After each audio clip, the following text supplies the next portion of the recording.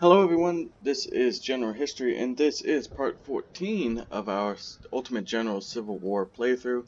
We just got done with the Battle of Gainesville, but that's unfortunately not the final battle in the Peninsula campaign that we have to fight. We do have to fight the Grand Battle of Malvern Hill as well. And as I mentioned in the last episode, Malvern Hill was pretty much a slaughter for the Confederates, so I'm not looking forward to this. Now, I briefly mentioned the lead up to Malvern Hill in the last episode as well. Again, I'm just going to go through it really quickly. After the Union defeat at Gainesville, Lee tried to pursue McClellan, basically Gainesville pretty much forced McClellan's hand. He believed that the Confederates greatly outnumbered the Union forces on the peninsula, so his idea was to fall back to better ground. Specifically around Harrison Landing. Now, Lee pursued in an attempt to cut off and destroy McClellan's army. He fought a battle at Savage Station, which McClellan was able to, he was able to keep Lee in check for the next 2 days.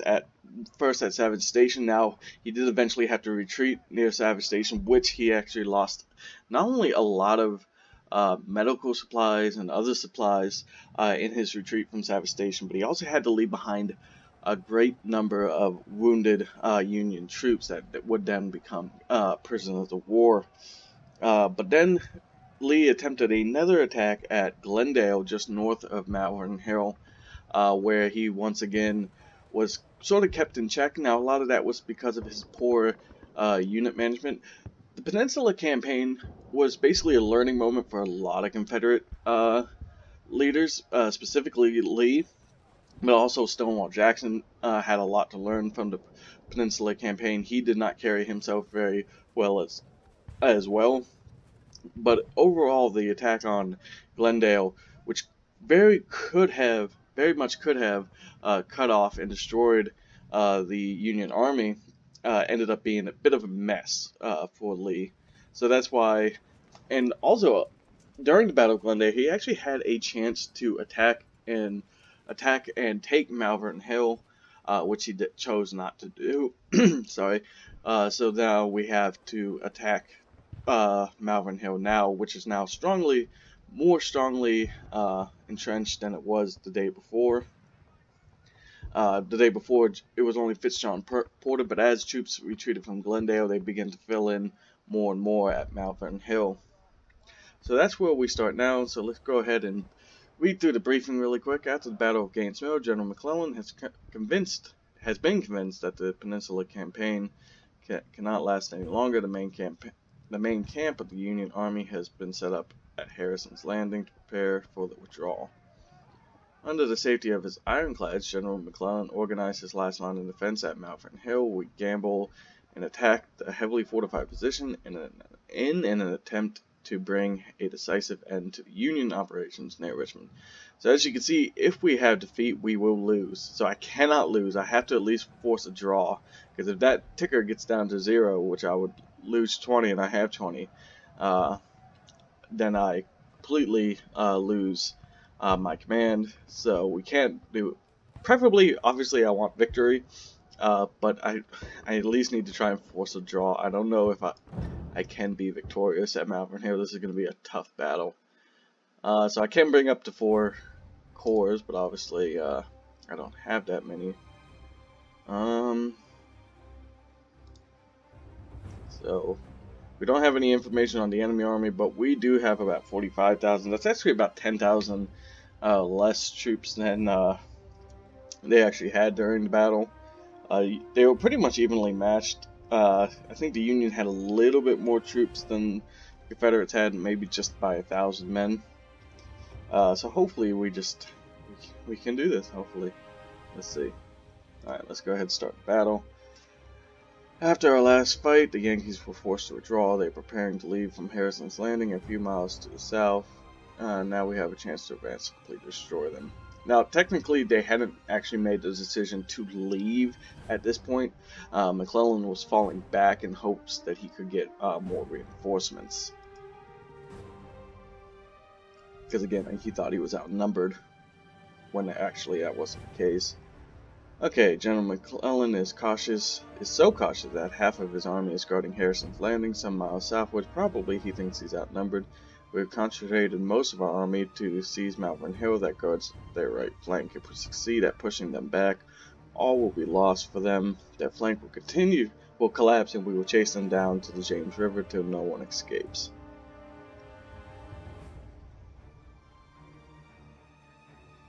The bulk of their defenses are stationed at the foot of Malvern Hill. They are waiting for us with heavy artillery support to advance upon open ground. It is very risky to attack the west side of Malvern Hill. The ground is swampy and our soldiers will be shot dead before they can even reach the hill. Attacking the east side is not a good look either. There are few passable river sections and we will lose too many men trying to climb the edge of cliffs. Although heavily fortified, their center is the weakest point, and we must breach it. Prepare to attack. Ugh. Okay, their defensive position is strong. Our staff officers advise we soften them up with artillery until all our forces can join the fight. We can put the west side of Malvern Hill in a crossfire if we establish our artillery bases near this area. And we can bombard the east side of the hill from that area. General is recommended to proceed with this plan, but of course, if there is a weakness in the Union formation, you can decide otherwise. We have reserved ammo for about 1 hour of continuous fire. Alright, so let's go ahead and deploy our forces now. Let's talk about some of the geography really quick first. Now, Malvern Hill was a very strong position for the Union, basically because of everything the computer just said. Union set up their forces along a gently sloping plateau, so all this up to this on this road was gently sloping up the hill, and then eventually reached a plateau roughly in this area. And the Union forces put their forces just in advance of that hill. Now, looking at the ground, it looks to be a little more wooded than it actually was. I would say the woods came down to about here. I went to Malvern Hill years and years and years ago, and now granted the geography might be a little different than it was now, but also looking at paintings and depictions of the battle, I believe the force actually stopped here. I believe they added these forests just to give you a better chance to move forward, I guess. But most of this was actually open ground. Now this is the road. I'm trying to remember the Willis Church Road here. Now Lee had originally wanted Magruder's forces to go up this road. Now on a lot of maps it was called the Quaker Road, but the guides for the area actually, I guess it was 2 Quaker roads, and the guides for the area actually led Magruder down the wrong Quaker Road, so that wasn't the Quaker Road he was supposed to go down. Alright, so now historically what they said about the cannon fire was correct. The Confederates put batteries here and here to attack the Union lines, hoping to put the Union in a crossfire. That didn't really happen. These guns reached their position first, and as they were moving into position, were just raked by Union artillery fire. The guns put up here by Stonewall Jackson himself, actually commanded them and placed them himself, had a lot more effect. So I think that's where I'm going to put all my artillery. Let's just put all my artillery up there. Probably, is there any way, I guess no, there's no way they can cross there. But, yeah, there's no way that they can cross. But I think I will maybe break off a few skirmisher units from these two and head up from a couple of my units and head them up there as well. Bring all these troops forward. Maybe send cavalry's not really going to be effective in this battle anyway either. I will have to split up I think it's better to go with the artillery. So I think that's going to be my starting formation. Alright, so yeah, like I said, they had set up strong positions along this front. Now, Malvern Hill was located between two creeks, Turkey Hill Creek and Turkey Hill Run, and then what was this one? The Western Run, I believe this one was referred to as, which of course, like I said, had the Willis Church Road. I believe this is actually, this looks more like a farm, but this was actually where the church was, I believe. And like I said, they decided to set up two batteries and catch the Union in a crossfire. Now, the Union had set up over 171 guns, basically in one big line, to defend Malvern Hill. And just basically, especially this artillery, which would have been located roughly in this area, was just pounded into oblivion. Like I said, Jackson's forces' gun batteries also struggled, but they did have a better go out of it than the ones over here. Now, the general idea for the Confederates, in fact, I actually wrote down, give me one second here, the actual orders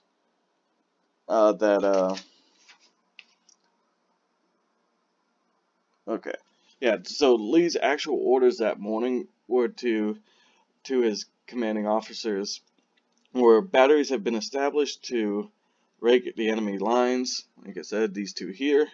If broken, as is probable, Armistead, who was in position, Lou Armistead, was in position around this gun battery, who can witness the effect of the fire, has been ordered to charge with a yell, do the same. Alright, so let's start the battle. Now, the big problem with those orders were they were very... Actually, let's hold these guys. Let's begin moving my artillery first. Send my cavalry forward just to make sure. Like I said, I'll break off some skirmishers from Stonewall Brigade, as well as the Innocents to go up as well. And like I said, we'll go ahead and move my artillery into position. It's probably going to take them some time.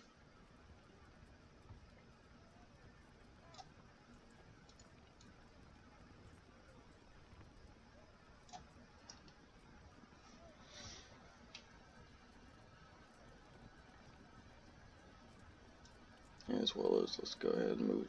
Now, I should be getting reinforcements from my 2nd Corps. I'm going to have to rely on their supplies. In fact, maybe that one wasn't as equipped. Maybe I'll move, keep Edwards with the main bulk of the forces.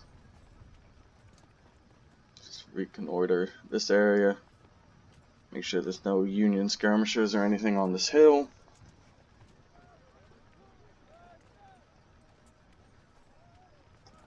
So after the failed Union artillery, or Confederate artillery barrage failed, Lee had actually almost made the determination that he would not attack. Now, eventually the attack would go through on the hill, and we'll talk about the reasons here soon. But like I said, Lee, who was actually in pretty bad shape by this point. It's believed that he was tired. Alright, so let's go ahead. We'll just go ahead and set up these skirmishers on the hill. He was very tired. In fact, he actually took a nap during the battle, it's been said. Alright, so good. And he was actually presided over by Jefferson Davis, who had actually come to the battle that day to observe. He made sure nobody awoke Lee.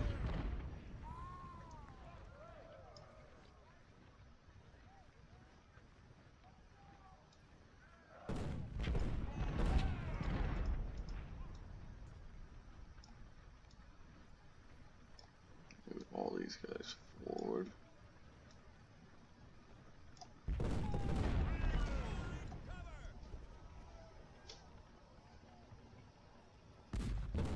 Yeah, so the main Union line was set up between the Crew farm and the West farm.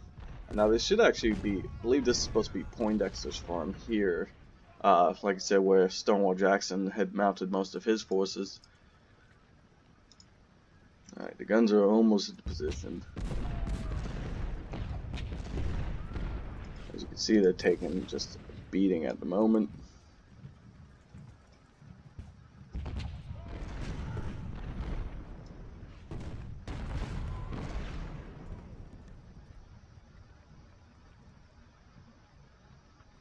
Eventually, I'm sure the map's going to open up.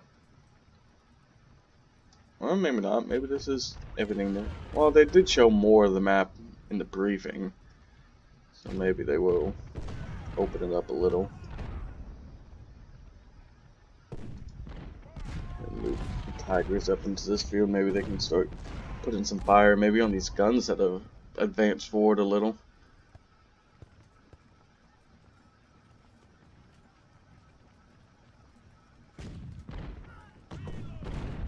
Alright, so my guns starting to move into position. God, they have a lot of artillery.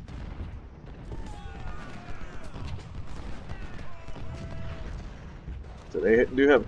So the very first line of Union forces were actually the first sharpshooters, which were just an advanced farm, and that's really what set off the entire battle. Because, like I said, the Union forces.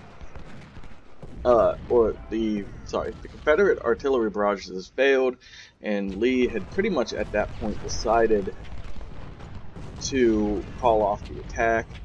Now, one of the issues of the battle was, or something that a lot of people point to as a major issue of the battle was the fact that Magruder was actually sent down the wrong road by his guides. Like I said, we talked about the guide moving him down the wrong Quaker Road. So he was about 3 hours behind schedule. Now, once he did arrive, he had noticed that Armistead, we had talked about Armistead, how he was supposed to observe the artillery barrage and then move forward if practicable. He had done that to actually attack that line of Union skirmishers who had advanced forward and were threatening the guns to the north there. So he had actually moved forward to assault them. Magruder had taken that to mean that the assault was going forward as planned. Oh my god. I am just going to get stomped. My god. I'm gonna lose so many men.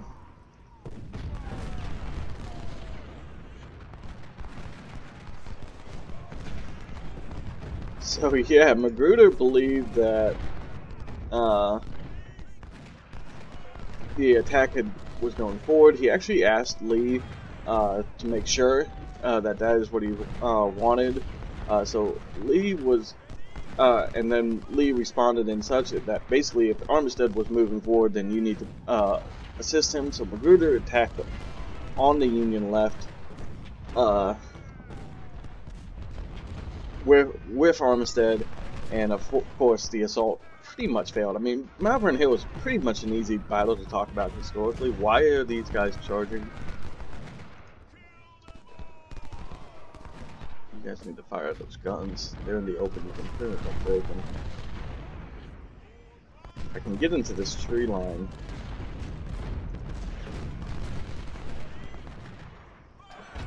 Might have a chance.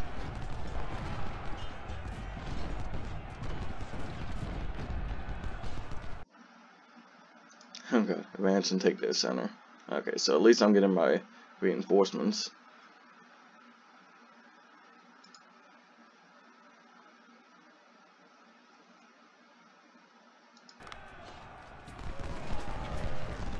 I might send one division. Okay, so the map did open up. I guess I can't. Can I get?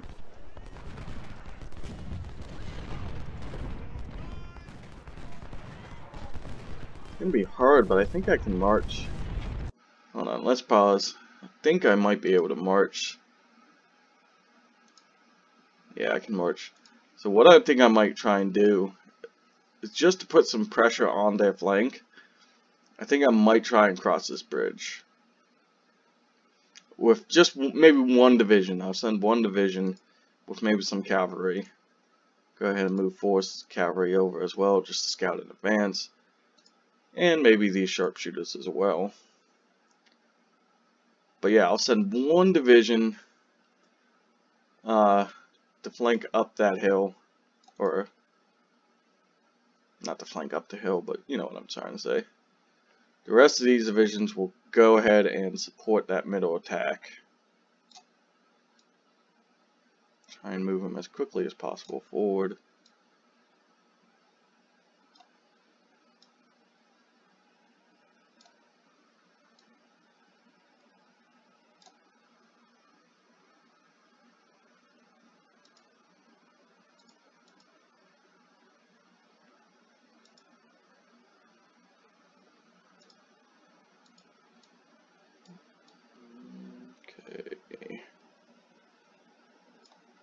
Enough government work for now. Move Johnson up. Maybe I'll send Johnson on this side too, just to give those men some morale. Alright, this we'll send up there. Start moving these guns up as well.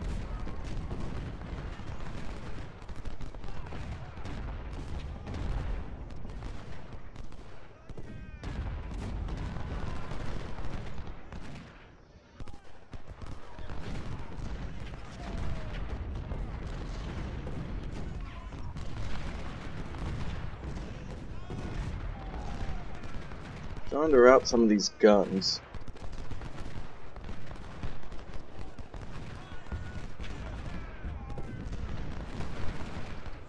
I might actually move weak tigers to the other side here. Maybe try and put some fire on these guns.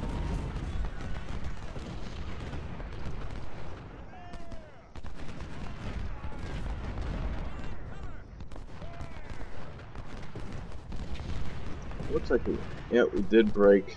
So let's move the innocents up. Go ahead and get these skirmishers back with their main units.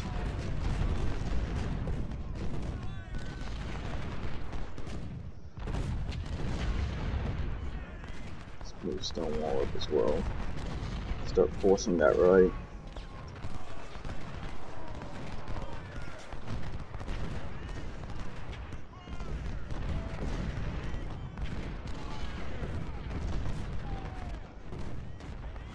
Let's use our cavalry just to make sure there's nobody in advance of us. Looks like they're moving on them. It's not like they can see my forces. That's what that little eyeball means.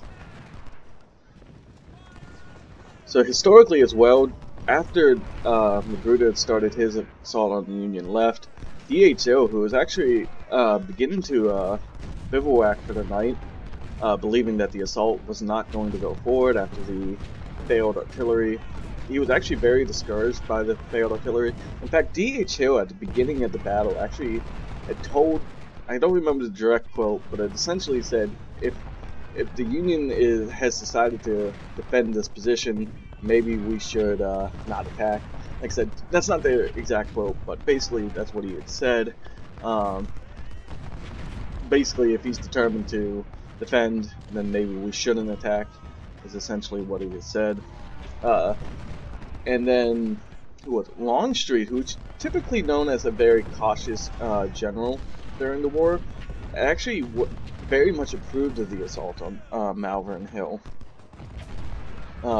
Believing it, basically it told DHO that, why are you scared now that we have the enemy on the run, was essentially what he had said to DHO. About the halls, reinforcements. The Second Corps is beginning to make their assault across the bridge. My further artillery guns are moving forward as well. And we have a pretty significant presence on this hill.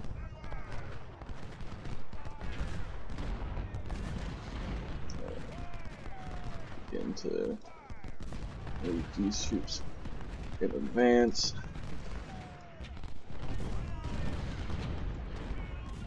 But yeah, I was beginning to talk about DHO. DHO, like I said, as he believed the attack had pretty much failed, the artillery attack that is, he began to bivouac for the night until he realized that the attack was in fact going forward.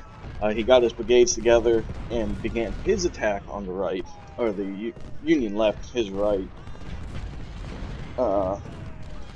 And again, he actually had a lot more success on the Union right, most probably because his advance was covered by the woods. Like I said, they came down to about here. I believe this was all open ground, but most of his assault was on the right, and was able to use those wood lines probably to help in his advance. So they still haven't noticed the Leeds Tigers were sort of forced back there. I'll send them on another attack. Their commander was wounded. Robert I should have changed the name of him because Robert O. would have died during the battle. Maybe should I charge Palmer? We're not really taking too many casualties here in the center. I should probably advance here.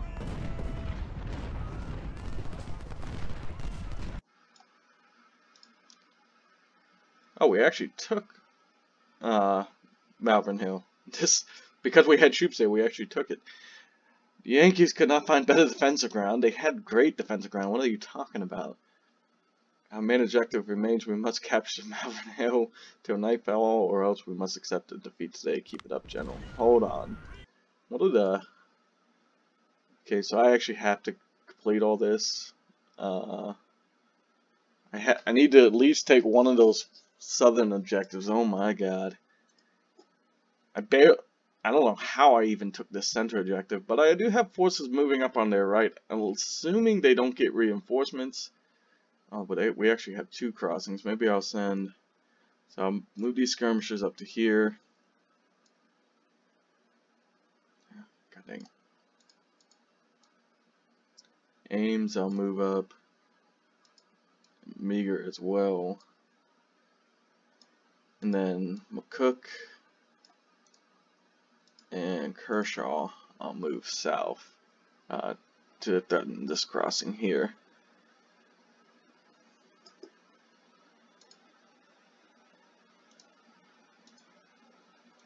I'll start getting some of these fresh reinforcements up.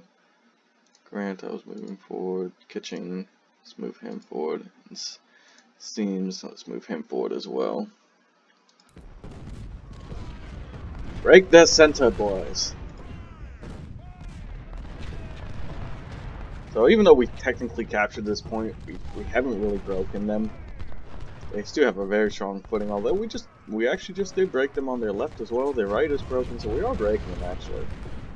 Surprisingly enough. Good. So they still haven't noticed my advancing forces on their right. So DHO was actually the one who got the farthest. His forces came under heavy attack and were just mowed down, but they actually did get far enough forward to actually exchange fire with the Union lines, even engaging in hand-to-hand combat. Now the major problem was that again, just there was so much Union artillery, and once they really started to get into range of canister, with all that artillery, they were just able to pour canister onto the advancing Confederate soldiers. Really, this, like I said before, this actually became Pickett's charge before Pickett's charge was a thing. And like I said, they weren't able to actually break the Union at all. Oh wow, Stonewall just got messed up. Get out of there. Get out of there. We can move the fresh brigades forward. Alright, so they're gonna start realizing that well, they did actually start seeing some of my troops moving up.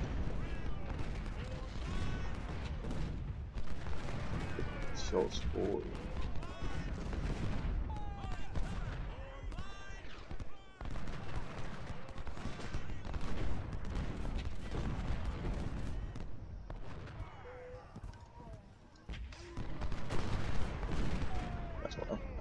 crossbows not. Alright, let's move Johnson up.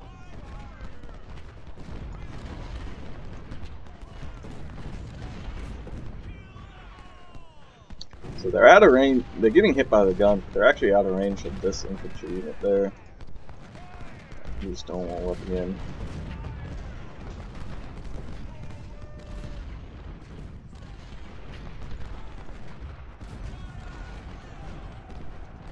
So let's move maybe on this side.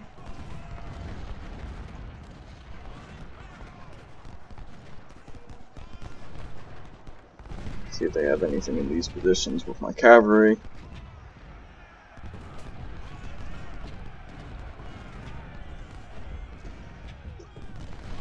Now we're having a lot better time with this than the Confederates actually had. Lee ended up trying to force the attack by sending up more divisions. He sent up Kershaw and Semmes from McClellan's brigade to sort of strengthen up Magruder's forces on the right, and that's what Stonewall also joined in. He sent in Lawton and Winder from his own division, as well as units from Ewell. I believe it was Trimble and Early. But Jackson was a little late sending in his troops. Oh wow, they really had nothing in their rear. Let's get these forces up here. We only really need to take one of these positions.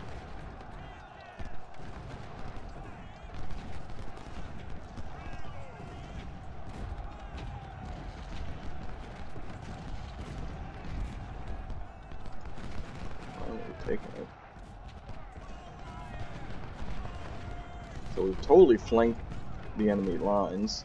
So we've taken East Malvern Hill.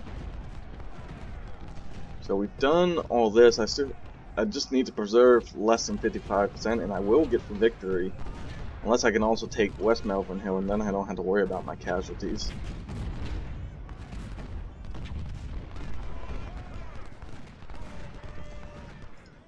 Just need to make sure I can get these troops in position. I don't want to run them in. They got plenty of time.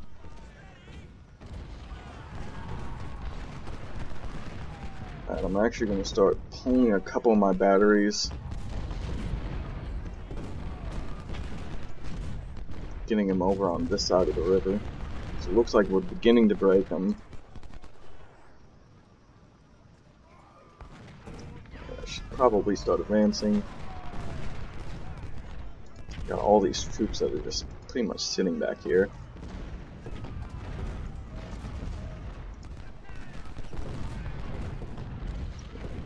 The ammo on this side.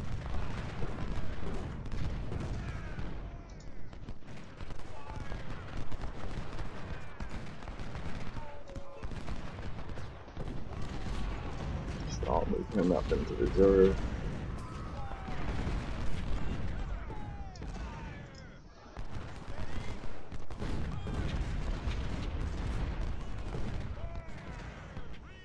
Alright, so these forces are pretty much... Let me see if I can send my cavalry.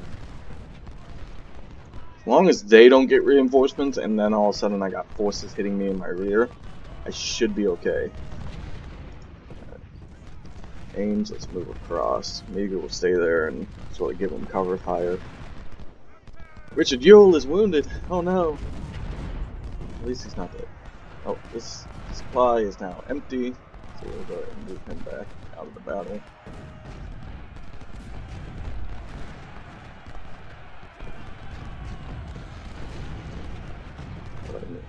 Move them. Okay, let's go ahead. Move. Oh wait.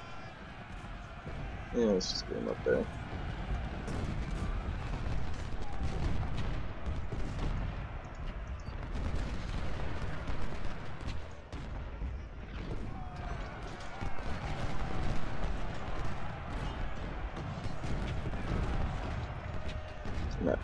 Only at 15% casualties with my corps, 3%, so I should be okay.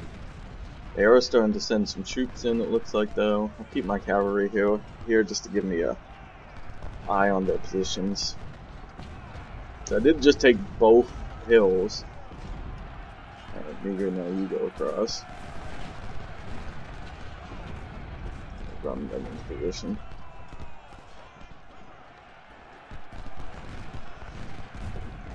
ahead and keep the advance up. Plug that gap there. The old Dominion Guard is retreating. Kitchen is retreating.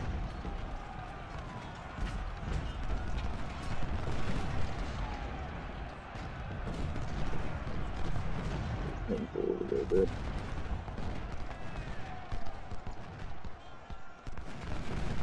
Now that all that artillery is into position, I'll start moving this artillery up.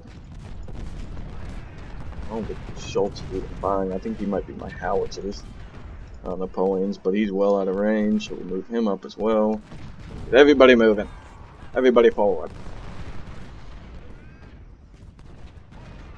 So they haven't started threatening these rear positions just yet.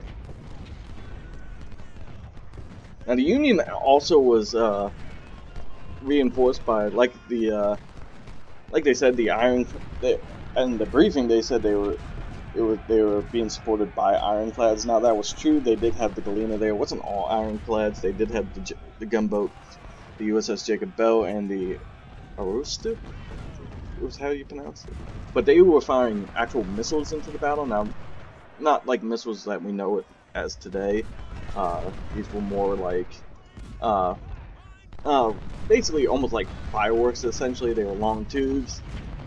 Packed with explosives. Now these were very inaccurate, although they did make a terrible sight, and it did impress upon the Confederate soldiers moving forward, although they realized pretty quickly that it really wasn't that big a deal.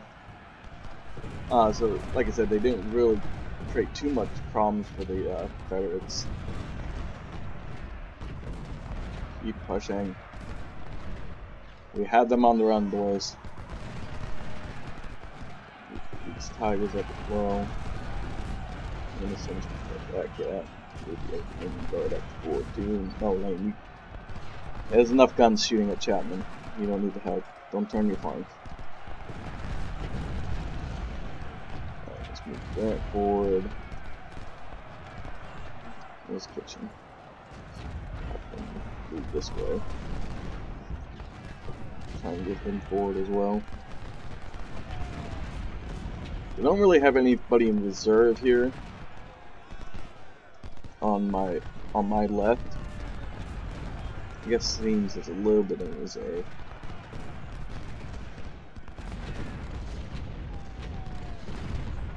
Now Jackson, when he sent up his troops, they were a little slower getting to the battle than, like I said, this troops sent up by Lee to reinforce Magruder. So by the time Jackson's forces were actually sort of storming the field, the Confederates were pretty much in mass retreat at that point. So the advancing forces were trying to get through the retreating forces, which really just created a lot of disorganization to the point where Trimble's brigade, as he was moving forward, Jackson basically asked Trimble what he would believe what he was doing. He said, "Well, we're attacking that artillery, sir." And Jackson replied with, "I guess you better not try it." Hill had just tried with his entire division and what had been repulsed. I guess you better not try it. Basically saying, yeah, it ain't worth it. Don't even try. And that was really sort of, again, with these advancing forces trying to break through their own retreating forces to get to the battlefield. That was pretty much the end of the battle for the Confederates. Now, as I said, we're having a much better time of this with McCook and Kershaw and Schultz pretty much just chilling back here. I think Schultz will actually move up into this position as well. Maybe take the back way. Now that Kershaw and Cook are in position, just in case these forces try and start retreating. Now, I think I'm going to break away. I don't know if these forces are going to start breaking, or how they're going to start breaking. So I think what I'm going to do is sort of start breaking them south. These guys on my right. Actually, I'll start sending my reserves. These Tigers. Who else? We'll send the Dominion Guard also south. Just in case they begin to push, these retreating routing forces begin to push downwards. I'll try and swing the doors shut with these forces and try and push them to their left across Turkey Run. I definitely didn't want to assault across this side. They said you technically could. That was open possibility, but climbing these cliffs would have been extremely difficult. This one didn't have as many passes, but it also gave me an opportunity to go right into that flank without a fight at all, really. So we'll get the Tigers down there to support Schultz as well. Looks like we actually broke some Union units. You could see them walking around without a flag. In fact, once these forces get up, in fact, I'm going to go ahead and send McCook as well. Kershaw will leave there. Sems, I don't know how you pronounce Semis. I don't know how you would pronounce his name. I'll sort of send that way. Take up Kershaw's position. So I'm going to try and slam the door shut with these brigades here.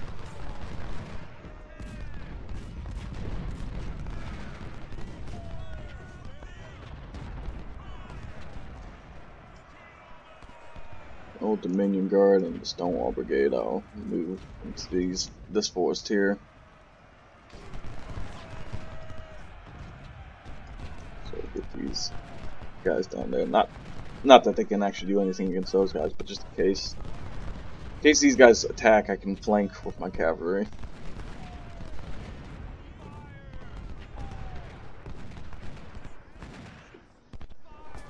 Go ahead and bring some of these artillery batteries forward. Bring the Lynchburg and the Yorktown battery forward.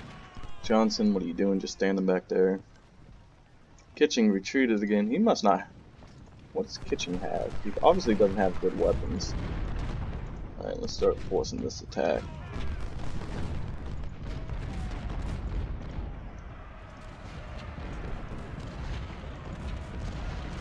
I am up to 22% casualties. I'm okay with that though. I don't think that's gonna matter too much. Barry's just standing there as well.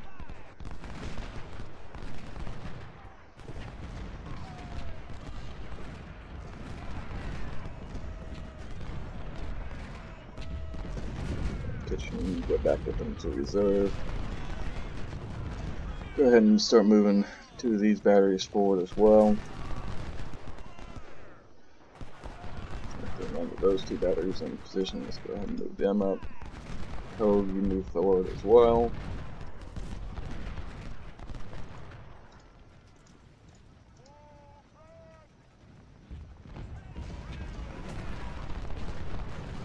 Alright, let's go ahead and move McCook forward, as well as Schultz and the Tigers. Let's start putting some fire on these forces. We have Stonewall and the Old Dominion to come up in reserve.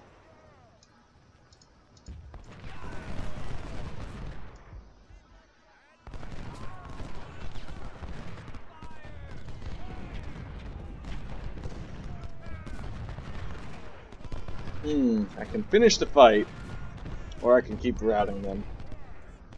What do you think? I think I'm gonna go ahead and finish the fight. I don't see any reason to continue taking casualties. Could keep attacking these guns, maybe get more guns. Oh yeah, look at that, we broke that battery. Alright, so yeah, let's go ahead and finish this fight. I think that's good enough for one day. So, that actually ended up not being as bad as I thought it was going to be. In fact, we only ended up fighting 31,000 Union forces compared to our 41,000. Like I said, they were actually more evenly matched during the battle.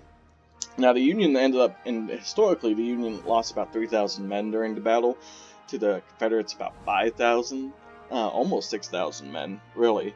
Now, even though this was a big victory for the Union, like I said, it just was a slaughter for the Confederates.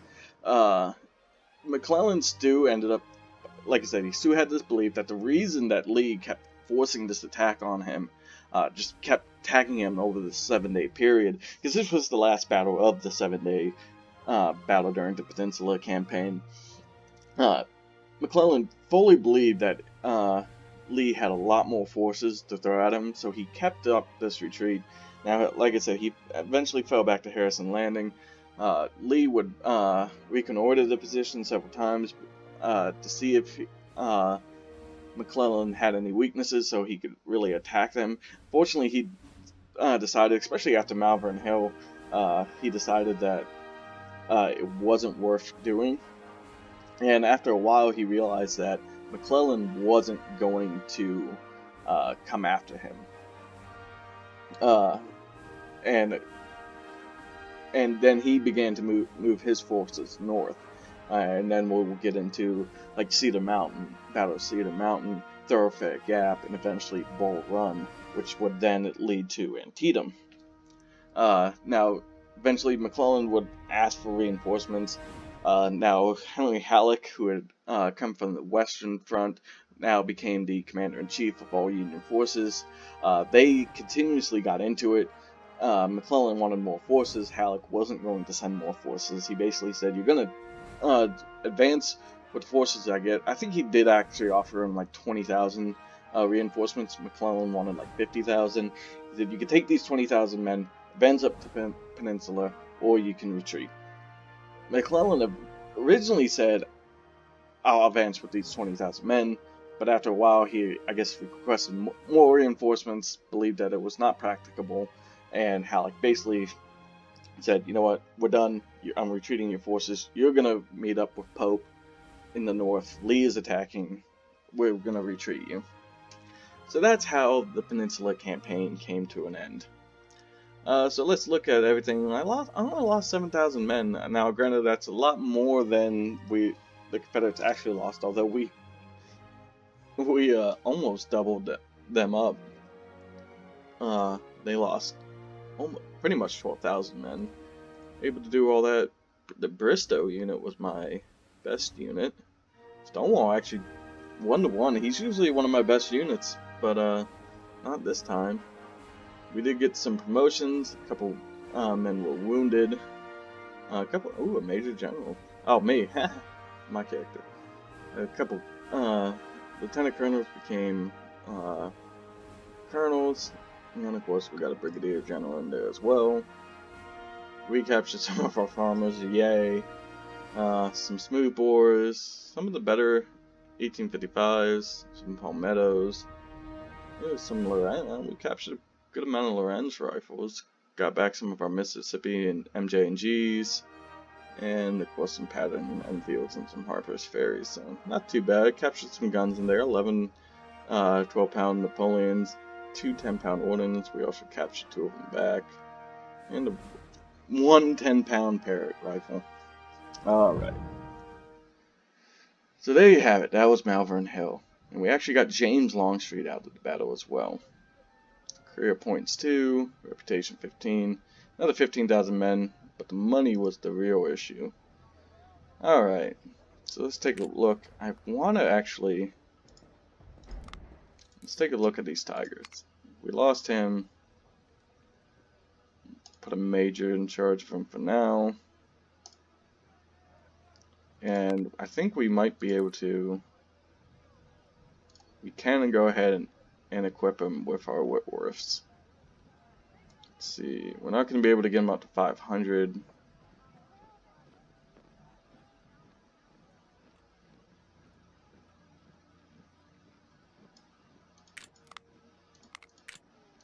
Make them rookies. Ooh, maybe do 50 rookies.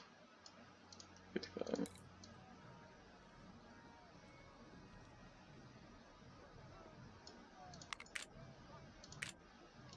Okay, that'll be good enough. Actually, major is not good enough. Do we have any lieutenant colonels? Let's get a cheap lieutenant colonel put in charge. Shane Leonard. There we go. He's now in charge of the Wheats Tigers. We should actually rename them. Alright, so we have a 15-gun battery. So did we decide to go with 15-gun batteries? I guess we must have.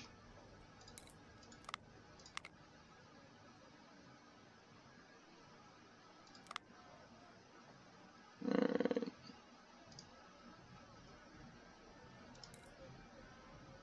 Manassas battery got a promotion. gunnery training or shooting training, accuracy or less reloading time, basically. We'll go accuracy. Makes more sense. Force lost a little bit of troops. Didn't really engage all that much. Of course. To keep him 3 stars, we need to buy 1 veteran unit. Yes, sir. There we go. So he's back up to full strength. Alright, let's take a look at replacing all these guys. This is gonna hurt.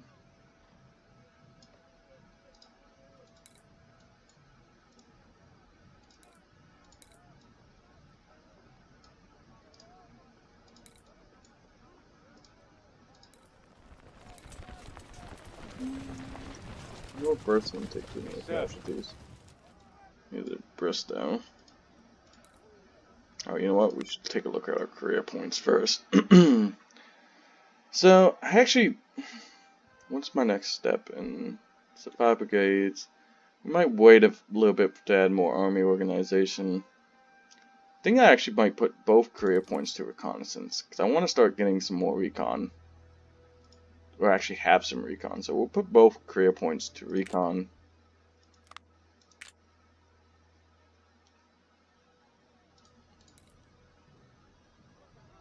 Alright. No, I'm gonna need to Yes, sir. get some veterans for this unit as well.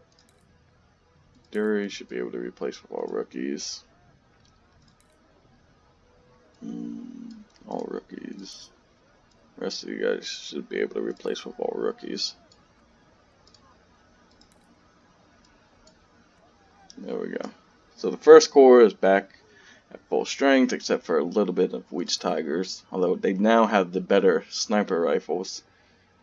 And I guess I can get my upgrade. We want to go artillery, firearms, accuracy, reload time, infantry, reload time.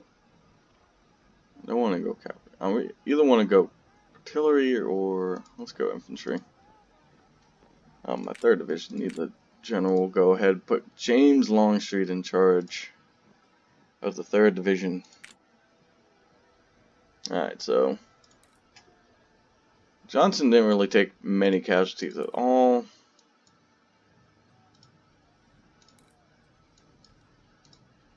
And all his troops are pretty green, so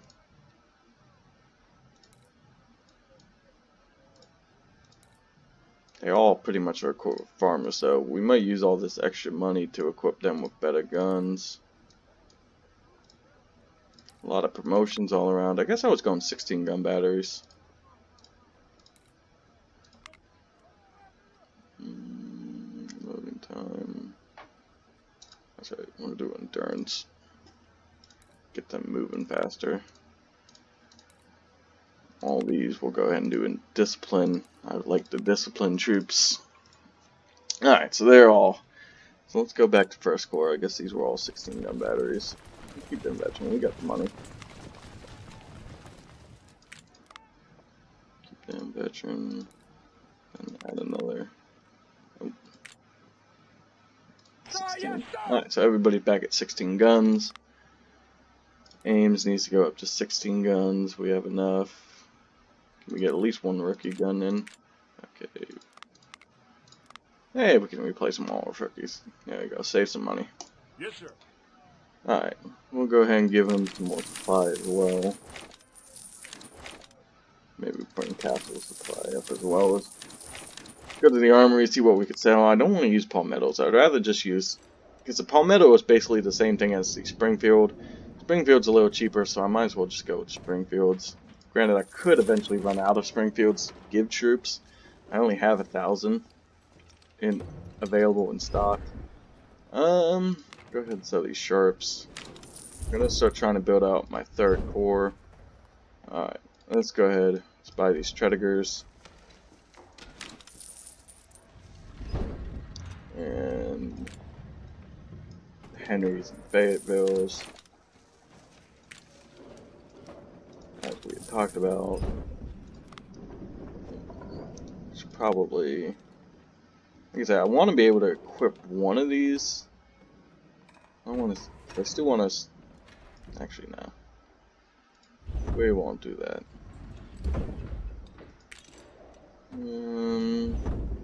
Okay.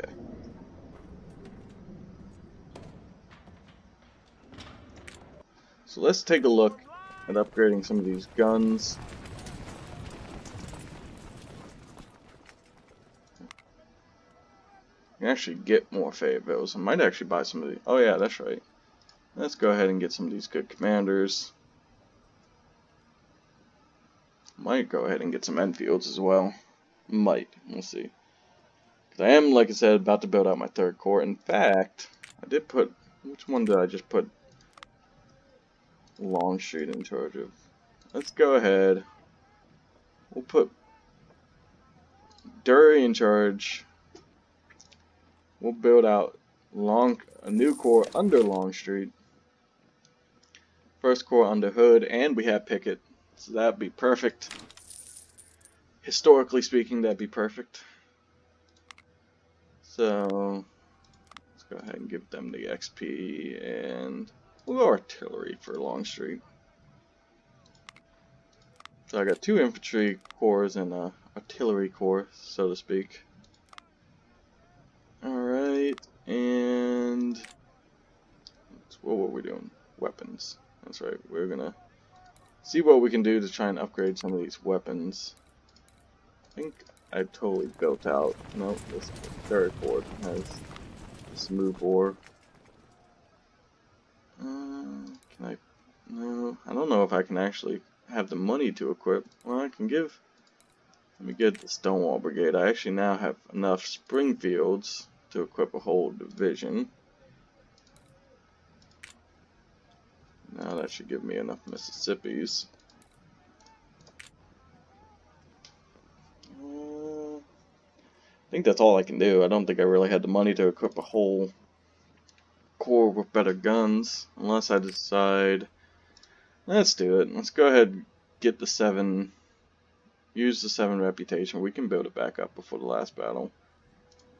I want to try and get some better guns in my corps. Didn't I?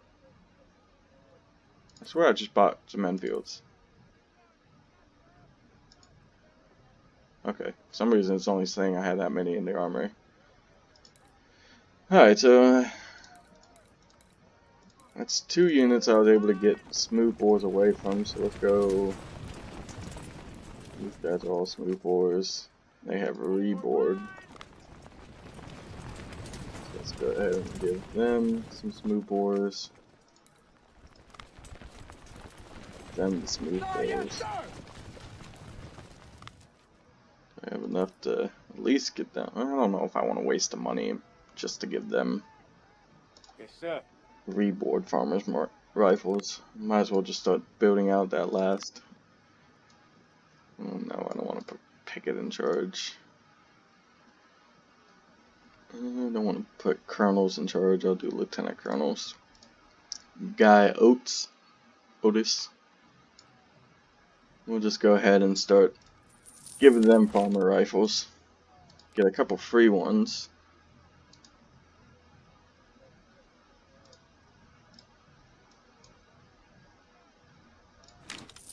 For the most part, that is. Oh shoot, he was a colonel.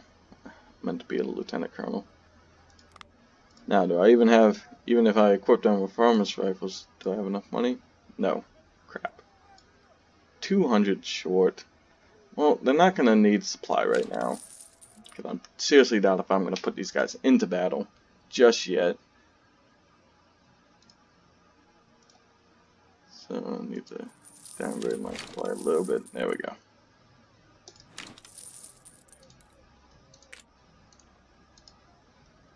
So, got 3 brigades just for farmer rifles. It's a good way to start, I feel. I'll go ahead and put George Pickett in charge. That way I don't accidentally put him anywhere else. Of Longstreet's 2nd Division. Soon to come. Now, can I actually start building out an artillery brigade, maybe? They have a lot of Tredigers. Well, I only have 10. Can maybe build out a 11 gun just to start. Yeah, we'll do that. Give them an 11 gun battery. Under Hines. Major should be alright. There we go. So we're starting to build out the 3rd Corps. We have 2 full cores, at least for the moment, in our first and second. Oh shoot, we're at an hour. God, I just kept going on. Forgot. Trying to keep these to half an hour videos. I should have split this up into 2 episodes. Sorry, guys. But that's where we're gonna go. Let's take a very quick look at the battle map. So we're gonna be playing Cedar Mountain. Second Bull Run is of course the Grand Battle, and then Manassas Depot. So there you go. Cedar Mountain, Manassas Depot, which is probably the Battle of Bristow Station, and Manassas itself. Might be both, and of course Second Bull Run. Feeling very confident about this this campaign. I wasn't as confident on how we were going to perform during the Peninsula campaign, but after the Peninsula campaign, I really like the way my army is sitting right now. If we were to go into Second Bull Run right now with the 3 corps that I have, I'll be sitting at 51,000 troops. Hopefully that number will go up before the actual battle. Now it's saying they only had 10,000. I'm sure that's going to go up. I'm sure if my reconnaissance was a little better, they would show a much better situation for them. Or let me know exactly how much they have. That's probably just their opening engagements. So that's going to be it for that. Let me take a quick look at Cedar Mountain. Cedar Mountain should be first, right? August 9th? Yeah, August 27th. Alright, so let's just take a look quickly at Cedar Mountain. I can bring 1 corps. Maybe I'll bring the 2nd corps. Maybe. We'll see. We'll see. Alright, but that's going to be it for this episode, guys. Sorry it went on for a little long. Hopefully you stuck around for the entire hour. If not, I'm sorry. But thank you all for watching, and this is General History signing off. Bye-bye.